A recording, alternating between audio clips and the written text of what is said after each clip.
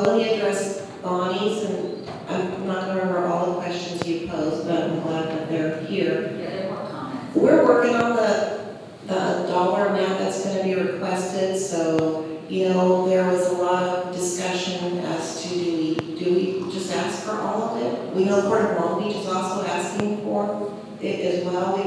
We're trying to coordinate together, trying to decide is it better for both ports to ask for all of it, with some type of a like priority list that the EPA, if they need to pare down our application, can do that. I think that's the way we're leaning, but we're still trying to decide if that's the best approach to take, or just ask for the full. Can I ask you something? Yes. At the same time, May 6th, the mega grant is due, and May 10th, the NARAD PIDPs. Yes. So that could be an And we're additional going $250 million. Yes. So are you going after those two? Absolutely. We're absolutely going after those other grants that are available too.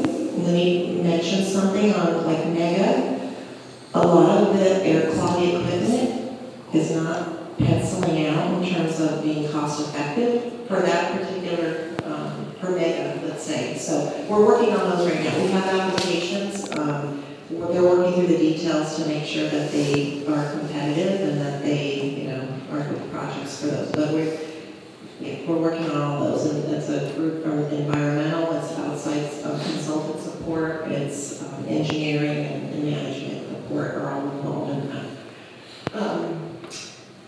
So yeah, and I live in San Pedro also, and my view of a clean port would also be not having the soot on our cars and windowsills like we do now. I've grown up here, so I definitely see the improvement, but much further to go.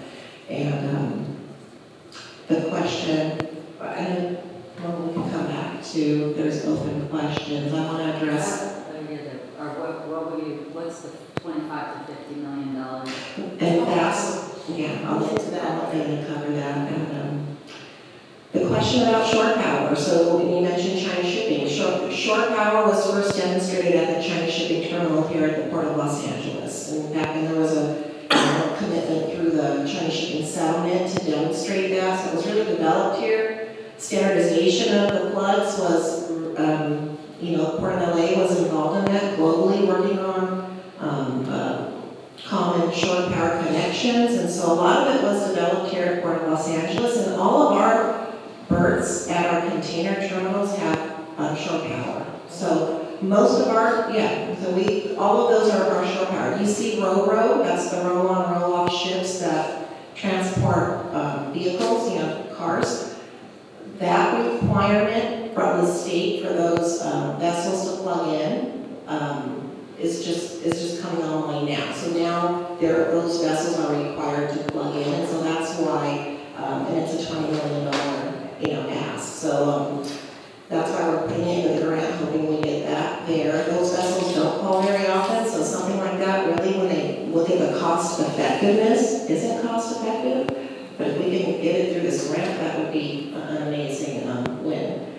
So that'll bring us more shore power, and there's also a need for additional shore power for cruise ships, and so that's something down the line, and another grant we're going to be looking at as well. So we do plug our vessels in. We post regularly on the port's website. I don't know the link offhand of specifically where to get that, but on a regular basis, we list all the vessels that have called and if they've shore powered. So you can definitely see that.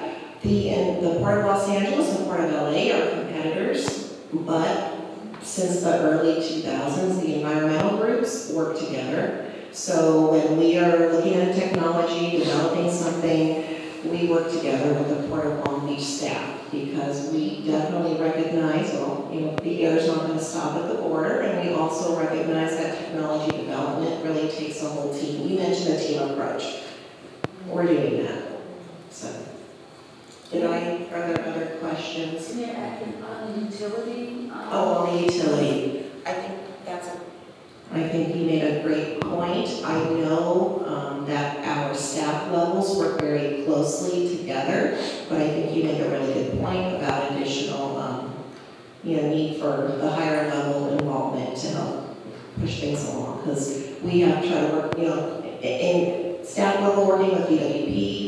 They have told us they can't even speed their own projects up because we would like to, move things along. So I know we all have the common goal, but I appreciate your suggestion for additional pressure there. Yeah, I think that, what I would add on that is that, because when I look at something like Phoenix where you've got 220-yard tractors and only 25, it's like my guess is that they won't have electrical capacity for more than 25. And yet the diesel, like that would pencil out, because the diesel emissions would be significant on 200-yard tractors. I don't know what it is on 60, so it would pencil out. So I'm like, it must be the electrical restriction, and I'm like, that is such a bummer to me. And that may be why also Phoenix is one of the terminals I know that it has been demonstrating hydrogen, so they might not have made their decision yet on which way they're going to go with the whole fleet, but yeah, that's a really good point. Hydrogen, there's not enough green hydrogen Right now, no, you're right. Yeah. It's not.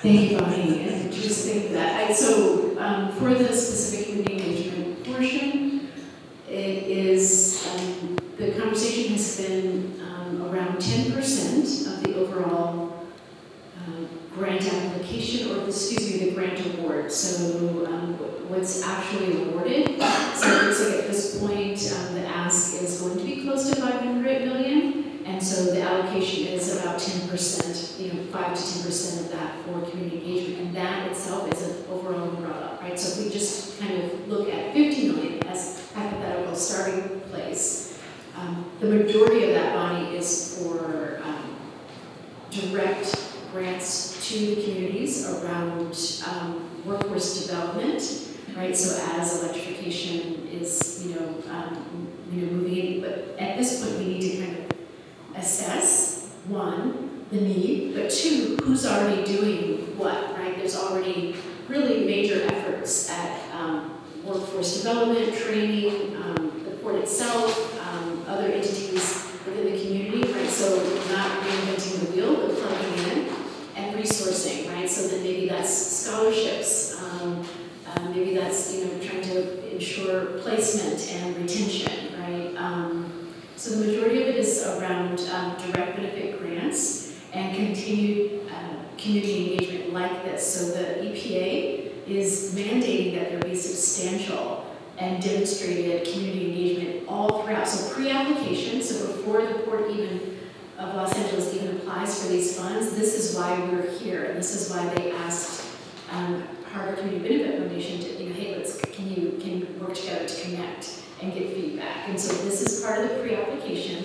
All through the 4 years, we'll be continuing this, right? So as the technologies are, as the award is in place and the project is underway, we're looking at loosely, and again, want your feedback, right? We want grants feedback in terms of what's best, but looking at broadly a sort of a working group, council, advisory council, that can really follow closely, and it would be also governed by the Brown Act to ensure transparency, but making sure that it's that there's a task force working group dedicated to this grant in particular through the 4 years, but also beyond, right? Like what are the implications for a community, for the technology itself, right? Even what I'm hearing actually is even sustainability of the technology that's purchased with this grant, right? And what does that then look like in 10, 15 years from now, and how do we sort that out? So it's really about it has to be community driven. HCF doesn't have the answers. We're literally the table. We're literally the chairs and we're asking you all to sit in these chairs so that and so that we can develop this together. So that still is to come.